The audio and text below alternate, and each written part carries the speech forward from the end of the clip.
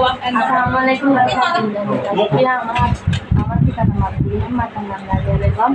ঠিকানা তাদের আমি একা এলাকা আমার ছেলে মোহাম্মদের সাথে 3 বছরের সম্পর্ক গড়ে তুলি। 14 তারিখ মার্চ 2025 ইংরেজি তারিখে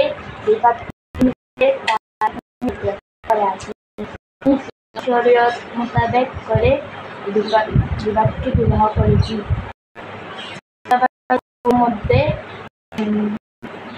মধ্যে নোটারি হয়।